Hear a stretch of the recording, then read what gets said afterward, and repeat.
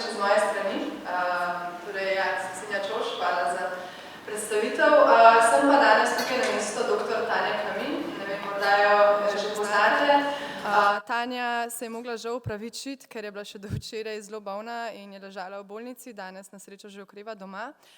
In vas pusti vse zelo lepo pozdraviti in bi res rada bila danes raje tukaj z nami, kot pa doma. Se pa veseli te organizacije te konference in je zelo tudi vesela nadaljnega sodelovanja. No. Obedve se zelo veseliva tega, da se o socialnem marketingu govori kot o pristopu in da se ga bo še naprej širilo v prakso. No, mene morda nekateri ne poznate, z nekaterimi se tudi že poznamo in se srečujemo v svojem delu, ampak jaz sem mlada raziskovalka na Fakulteti za družbene vede, pri Tanji delam doktorat in ja, trenutno sem tudi predsednica Slovenskega združenja za socialni marketing. In danes sem tukaj točno to, da vam nekako odgovorim na to, kaj sploh je in še pomembneje, kaj socialni marketing ni, ker se nam zdi pomembno, da preden začnemo to res aplicirati v kakršnikoli praksi, da se to vprašamo, da se ustavimo in da res vemo, kaj pravzaprav delamo, ko delamo socialni marketing. In da lahko odgovorimo na to, kaj socialni marketing zares je oziroma kaj ni, moramo pravzaprav iti na začetek same socialno-marketinške misli. Socialni marketing dejansko izvira iz discipline, ki jo danes poznamo vsi pod imenom komercialni marketing. Kar smo že takrat ugotovili, ko se je komercialni marketing razvijal, je, da je izjemno učinkovit z vplivanjem na različna potrošniška vedenja.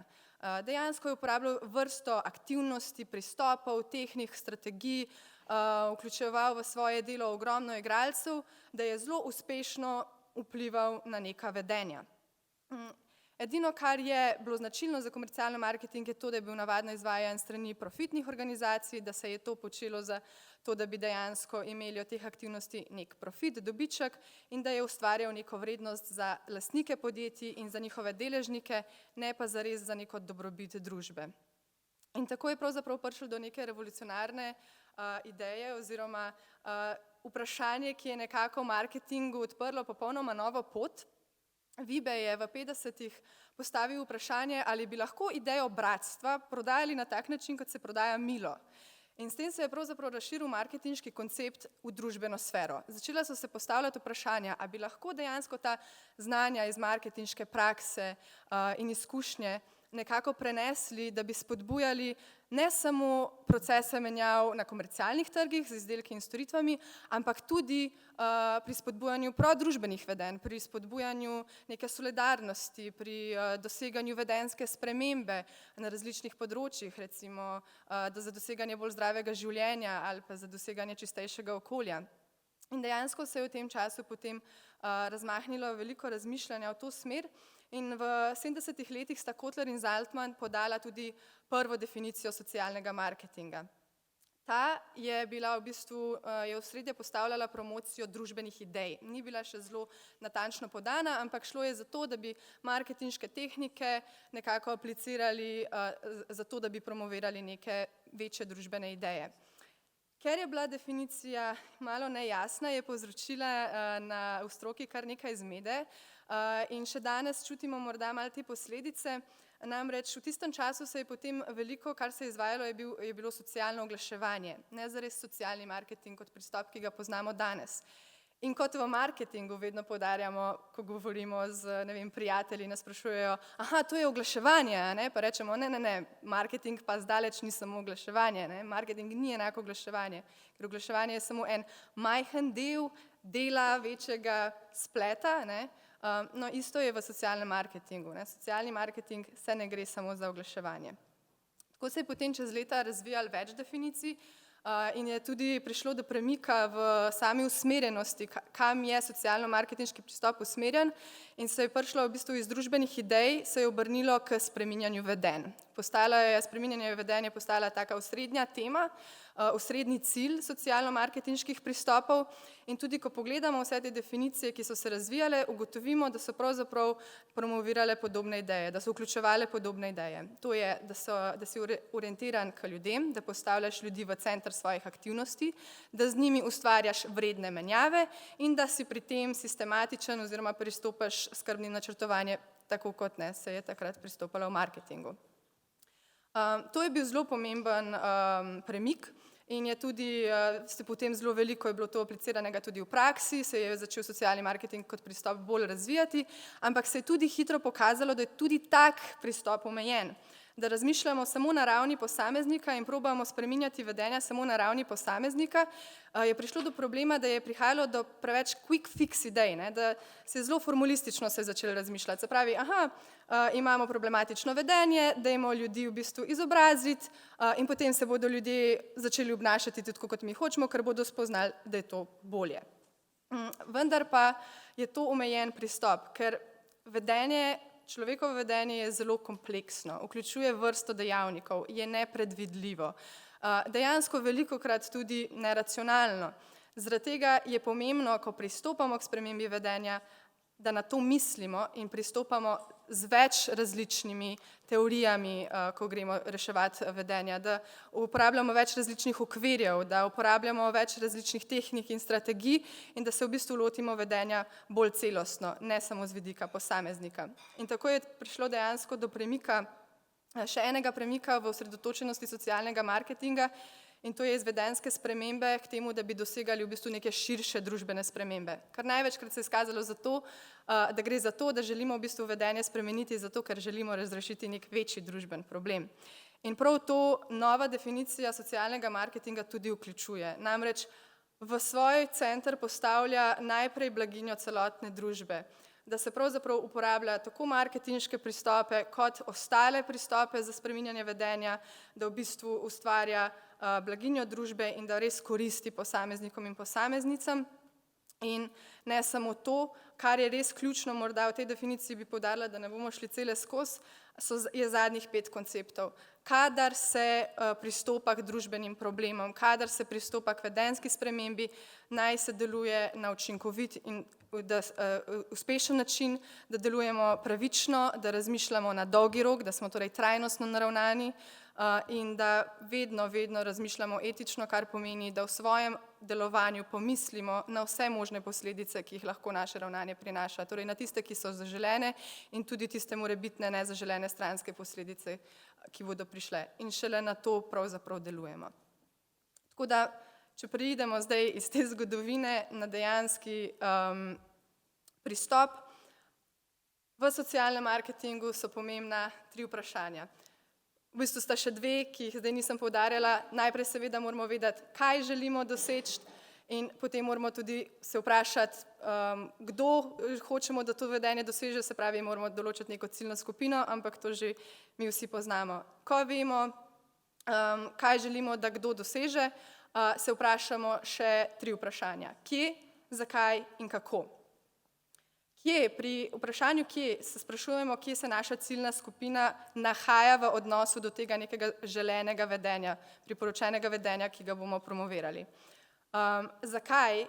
Pogledamo zelo podrobno, kateri dejavniki še vplivajo na pozicijo ciljne skupine v odnosu do želenega vedenja in pri kako se vprašamo, kako lahko te ljudi iz ciljne skupine zdaj pomaknemo proti želenemu vedenju. Bom šla zdaj malo bolj v podrobnosti. Torej, ko se sprašujemo o kje, dejansko pristopimo na problem iz vidika posameznika. Probamo se pravzaprav postaviti v mišljenje ljudi, videti, kako ljudje delajo v vsakdanjem življenju in v bistvu razgrnemo družben problem tam, kjer se vzpostavlja, kjer se prakticira in kjer se misli. Tukaj dejansko sprašujemo ljudi in ugotavljamo njihova prepričanja, njihove vrednote, njihove verovanja, stališča do vedenja, aspiracije, strahove, torej kaj je tisto, kar vpliva najbolj na njihovo vedenje. In gremo dejansko znotraj posameznika. Tukaj je v bistvu zelo pomembno to, da se zavedamo, da pristopamo kot nevedneži. V bistvu moramo se posloviti od pozicije, jaz sem pa vsevedni strokovnjak, jaz vse vem, jaz imam narejeno šolo, jaz bom zdaj povedal ljudem, kaj pravzaprav oni morajo početi, kaj je za njih najbolje. Ne, mi pristopamo na način, da poslušamo, da slišimo, da vidimo, kje pa posamezniki vidijo neke probleme in največkrat nas bodo dejansko pripeljali izven tega, kje je problem izbruhnil, ampak nas bodo pripeljali ta, kjer problem tudi nastaja, kjer problem se vzdržuje, recimo.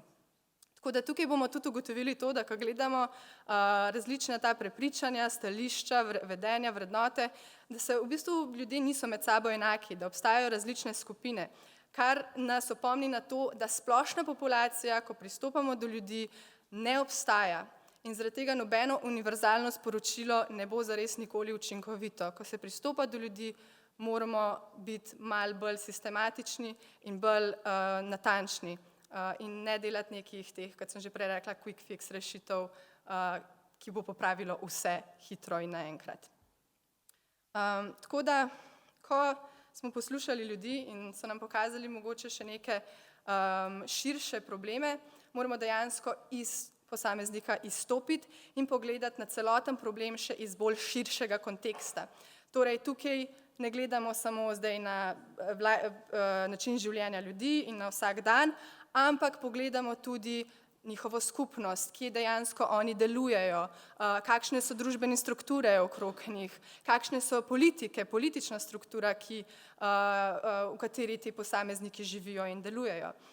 Te so zelo pomembne ravni, zato ker dejansko vedenja sooblikujejo, jih uokvirjajo in dajejo neko podporo. Če vedenje je podprto iz neke širše strukture, se ga bo posameznik najverjetneje tudi potem posluževal. Če ga začnemo recimo omejevati na neki strukturni ravni, se bo morda tudi samo vedenje potem spremenilo. Torej, tukaj je res ključno, da do v bistvu razumemo vse vključene igralce, torej vse tiste, ki lahko vplivajo na to vedenje posameznika, da poznamo organizacije, ki nastopajo na teh mestih, da poznamo politike, da poznamo odločevalce, da poznamo institucije. In ko to vemo, ko vemo, kdo vse je pravzaprav vključen in oblikuje ta vedenja, šele potem se začnemo spraševati o tem, kako bomo pa zdaj te ljudi premaknili, da bodo ta vedenja tudi morda počeli. In sicer tukaj je ta točka, kjer ugotovimo, kje bomo mi pristopili, na kateri ravni bomo pristopili, da bomo začeli problem reševati.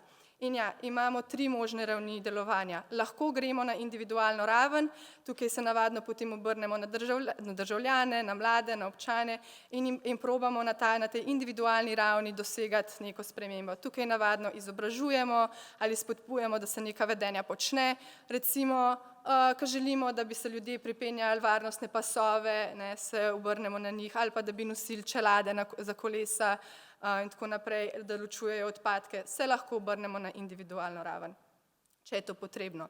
Lahko pa je bolj smiselno, da pristopamo na neki vmesni ravni, to je na ravni institucij.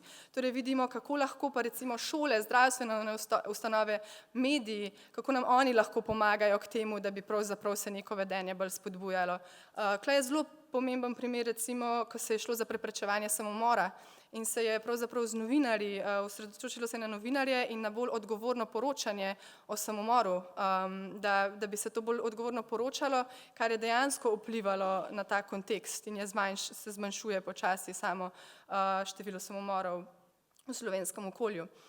Potem pa se lahko še obrnemo na makro okolje, to je pa na raven vlade. Včasih je smiselno, da dejansko gremo vedenje spodbujati tako, da spreminjamo zakone in da spreminjamo politike.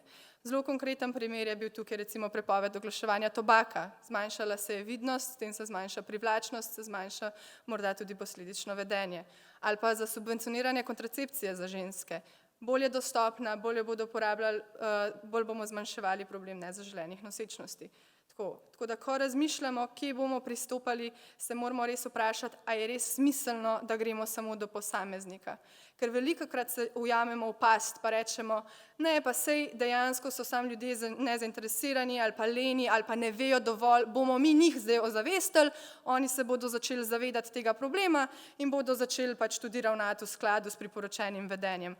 Največkrat ozaveščenost, ja, seveda lahko pomaga širiti zavedanje o problemu, lahko pomaga, da se o njem misli, da se o njem govori, ga postavlja na agendo, samo velikokrat pa ne vodi v dejansko delovanje, v dejansko vedenjsko spremembo.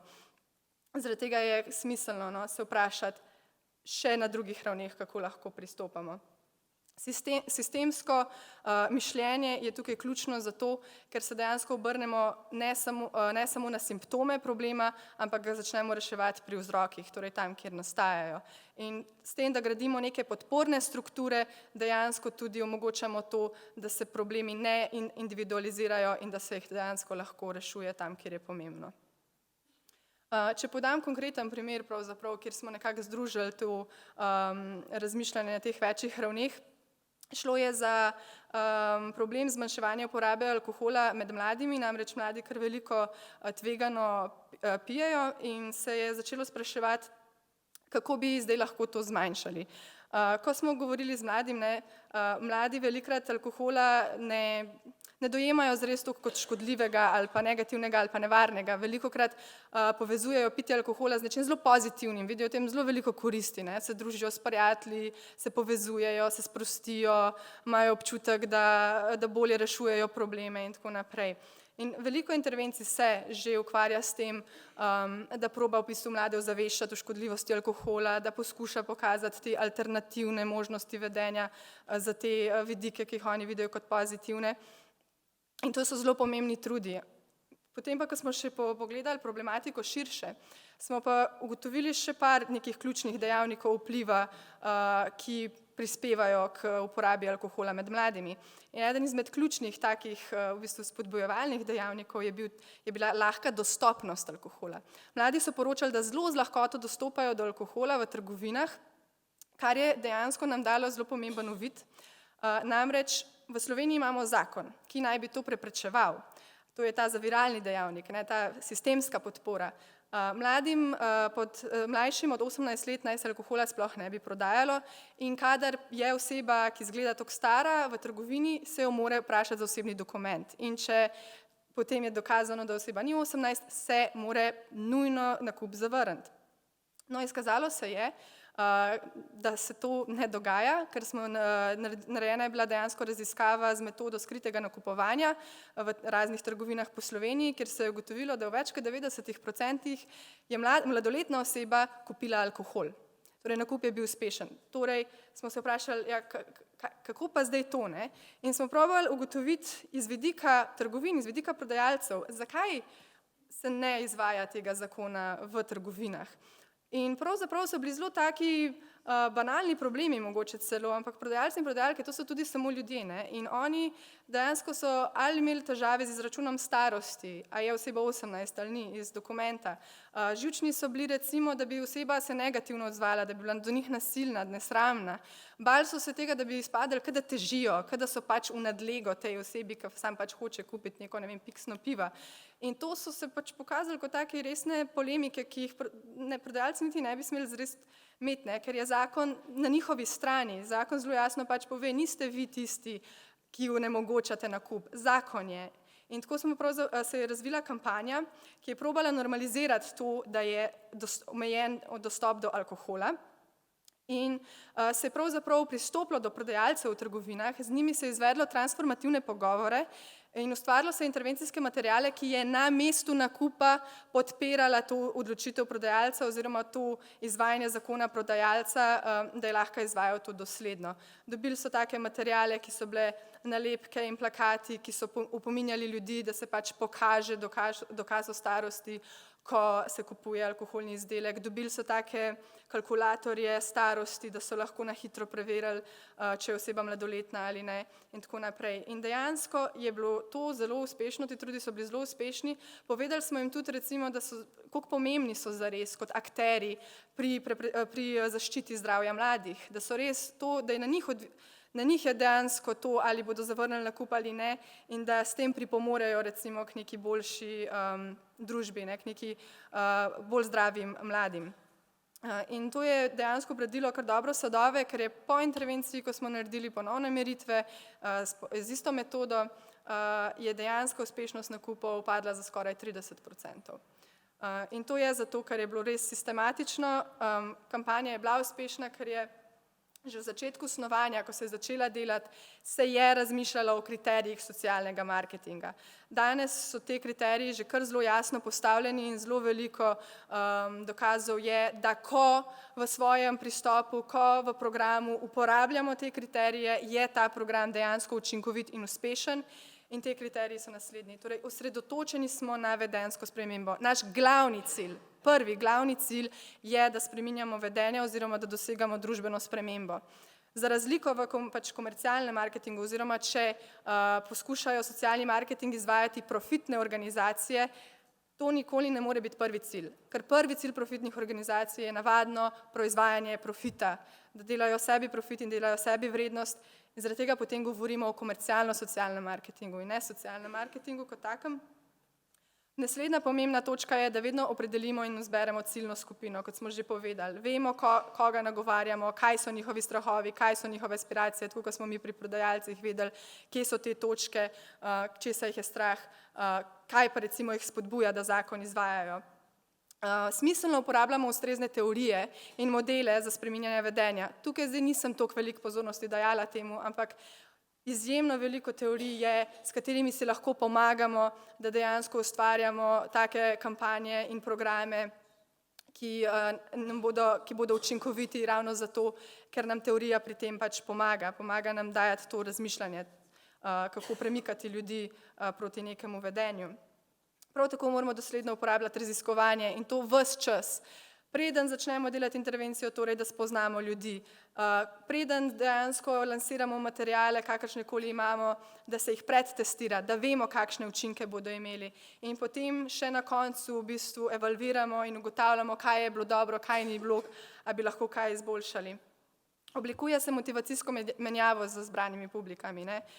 To smo že parkrat poudarili. Menjava vrednost za ljudi. Uporabljamo na to mešanico metod socialnega marketinškega spleta. To pomeni, da v bistvu vključujemo to, da vemo, kaj je to vedenje, ki ga želimo spremeniti, kakšni so stroški povezani s spremembo tega vedenja, kje bomo promovirali, kje bomo poskušali spodbujati to vedenje in s kakšno komunikacijo. Če se osredotočamo samo na komunikacijski del, kot smo že omenili, gre velikokrat potem lahko za socialno oglaševanje in ne za socialni marketing. Potem pa za konec je še pomembno to, da razmislimo o individualnih in strukturnih dejavnikih, ki vplivajo na priporočena vedenja, da posvetimo posebno pozornost tem konkurenčnim dejavnikom in da pač res identificiramo te zaviralne in spodbojevalne dejavnike. In ko vse to počnemo, moramo pa zraven še razmišljati analitično in sistematično o vseh posledicah, ki jih naša ravnanja prinašajo, torej zaželenih in nezaželenih, in obenem moramo upoštevati tudi množične medije, industrijo zabave kot neke potencialne zaveznike ali pa konkurente pri doseganju priporočenega vedenja. To je vse, moramo zraven misliti, ko snujemo to neko idejo. Torej, če je kakšen pomemben element izpuščen ali ne na tak način narejen, kot bi mogel biti, pa velikrat ne govorimo o socialnem marketingu. Imamo pa zato druga poimenovanja za take vrste pristopov, ki jih v praksi vsak dan uporabljamo in ki tudi zelo pomembno prispevajo k reševanju družbenih problemov. Vendar pa ne gre za socialni marketing. In to so, kot sem že parkrat omenila, socialno oglaševanje, torej neke komunikacijske kampanje, ki se naslavljajo neke družbene probleme. Marketing z namenom je ponovadi, ko se neka ta tržna znamka poveže z dobrodelnim projektom in skupaj nekako naj bi reševali nek družben problem, ampak velikrat gre za zviševanje ugleda tržne znamke, za boljši, engagement z blagovno znamko. Prav tako ne gre za promocijo zdravja. Ja, socialni marketing deluje v javnem zdravstvu. Zelo veliko kampanj v javnem zdravstvu, ki promovirajo zdravje, je socialno-marketinških, niso pa vse, tako da ne moramo enačiti socialnega marketinga s promocijo zdravja. Prav tako ne gre za družbeno odgovoren marketing. To gre za neke etične poslovne odločitve podjetja v svojem poslovanju, delovanju, ki se jih lahko potem tudi komunicira javnosti, ampak ne gre tu za socialni marketing. Tudi ne gre za komercialno-socialni marketing, kar sem prejle razložila. In morda zadnja stvar, ki boste mogoče vi malo čudno pogledali, kako to, da ljudje ne vejo, da socialni marketing ni marketing na spletnih družbenih omrežjih. Tukaj pa v bistvu izhajam iz angleščine, namreč izraza sta si zelo blizu, social marketing pa social media marketing. da se toliko velikrat zgodi, da pridemo na konferenco in so tam ljudje, ki zmedeno gledajo, ja, zakaj pa ne govorite o družbenih omrežjih, spletnih družbenih omrežjih, kaj tukaj nekih vedenjskih spremembah govorite, ker dejansko mislijo, da je to eno in isto. Tako da to so zelo pomembni pristopi tudi pri reševanju družbenih problematik, ampak kadar se v reševanje družbenih problematik vključuje profitne organizacije, moramo vedno na to gledati malo z rezervo in vzeti v zakup tudi možnost, da jim ni zares v interesu, da se družbena problematika razreši. Ker če imajo oni od tega profit, je verjetno v njihovem interesu, da se to potem tudi vzdržuje.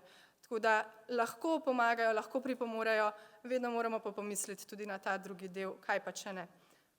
Za konec bi res rada poudarila to, da spreminjanje vedenj ni le zahteven, ampak je tudi zelo dolgotrajen proces in ne moramo obirati bližnjic, da individualizirano in kampanjsko reševanje problemov je ponavadi kratke sape in lahko tudi kontraproduktivno in da se resnične družbene spremembe zahtevajo sistemsko razmišljanje in angažma številnih akterjev. In zato mi je tako všeč, da imamo danes to konferenco tu, ker nas je res veliko, ki smo iz različnih področji in je pomembno, da najdemo te neke skupne točke sodelovanja, da najdemo skupne točke povezovanja in da skupaj celostno pristopimo k reševanju družbenih problemov in dejansko ustvarjamo nekaj lepega. To bi bilo z moje strani vse, upam, da nisem bila predolga. Najlepša hvala za pozornost.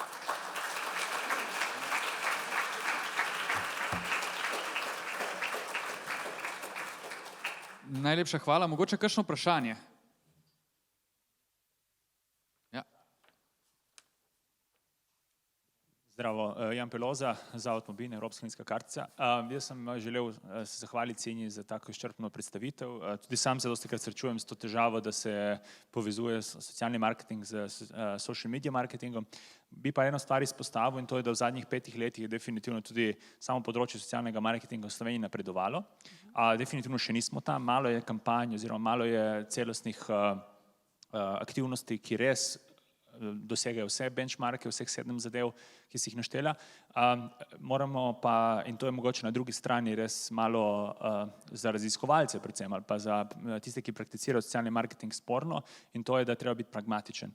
Torej, kljub temu, da je slajd pokazal, da pri nas obstaja kar precej socialnega oglaševanja, dosti oglaševanja z nekim namenom, družbeno odgovornim, jaz mislim, da ne gre zgolj in izključno z željo za profit, seveda underlying principle še vedno to ostaja zaradi ugleda in tako dalje, ampak moje mnenje je, da poskušajo res z vsem dobrim srcem pomagati tistim, ki najboljše to znajo. In nevladne organizacije, za razliko od, dajmo reči, privatnih podjetij, že v svojem poslanstvu imajo družbeno odgovornost in predvsem ta pogovor bi rad se zahvalil CNVOS-u, da ga je začel pred leti tudi udejanjati, ker jaz mislim, da samo s pogovorom in komunikacijo bomo lahko prišli do tega, da na koncu bomo imeli res učinkovite socialno-marketinške intervencije, kakor je na primer FDV pokazal z 18. zakon, čeprav nobeno od vas verjetno tega ni slišal, ker tudi namen ni bil, da slišite vi, ampak da slišijo prodajalci na koncu, ne, in da se zadeva spremeni. Tako da kar tako naprej in čestitke še enkrat CNVOS-u pa društvu za odnose z javnostmi, upam, da sem pravilno rekel. No. Hvala. Hvala, Jan.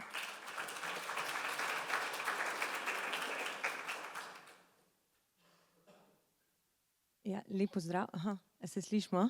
Ja, jaz sem pa Tanja iz Principa. Tudi mi se ukvarjamo z socialno-marketinškimi aktivnostmi ali pa mogoče bolj kampanjami. No. Se o tem bomo še kasneje nekaj spregovorili. Mi je bilo pa zanimivo to, kar ste izpostavili, se pravi distinkcija med socialnim marketingom pa med komercialnim socialnim marketingom, mogoče delno tudi to, kar je zdaj Jan omenjal. Se pravi, če prav razumem, potem komercialni sektor v resnici ne more financirati socialnega marketinga. Oziroma, mogoče se... Kaj so res potem viri financiranja socialno-marketinških aktivnosti? Mislim, tako je, seveda lahko profitne organizacije delajo socialni marketing, to smo tudi želeli povedati, da se zares, če se sledi tem nekim kriterijem, je to socialni marketing, ampak ja, v neki stroki se ločuje to, da če gre za profitno organizacijo, da še vedno gre tukaj za lasten interes kot primarno. in se pač čist imensko to ločuje. Kadar govorimo o socialnem marketingu kot takem, gre ponavadi za te neke, ko so neprofitne organizacije oziroma ko država izvaja socialno-marketinške aktivnosti in prihajajo, ne vem, financerji iz državnih razpisov, občinskih razpisov, evropskih sredstev in tako naprej. Se pravi, da ni v bistvu financ tam, kjer je tudi del nekega problema. Velikokrat ne, so podjetja, nekatere industrije del samega družbenega problema. In ja, super je, če se tudi oni začnejo tega lotiti reševanja na strateški ravni z družbenim odgovornim marketingom. Zelo pomembno to prispeva, samo za namene v bistvu ločevanja tega se pa pač dva ločena izraza uporablja, no? Da se ve, da je socialni marketing že prešel ta komercialni sektor. Se to sprašujem tudi zato, ker je seveda financiranje teh aktivnosti kar velik izziv verjetno za marsikoga od nas, ki smo tukaj, pa se s tem ukvarjamo. Ne? Tako je, ja. Sej je dejansko razlika v razmerjih same količine financiranja, ne? Kdo ima to moč, se tudi pol vidi, ne? Zakaj socialno-marketinški pristopi mogoče niso toliko v praksi bili prakticirani. Ne? Tako celostno. Tako celostno, da se v bistvu res potem proba tam, kjer lahko ne prihajamo zraven. Ampak ja, zaradi tega je res pomembno, no, da najdemo načine sodelovanja, ker se da, ker se zelo očitno pač da v tej smeri se dela, ampak moramo pa postaviti stvari tudi take, kot so čisto na teh definicijskih ravneh, ker v akademski stroki se potem to tudi lahko razvija naprej, ne? Da ne prihaja do teh zmed, kot se je s to prvo definicijo socialnega marketinga, ki je pripeljala do zelo veliko zmede zares. No? Hvala. Hvala vam. Še kdo? To je to, najlepša hvala. Dajmo še en aplavz.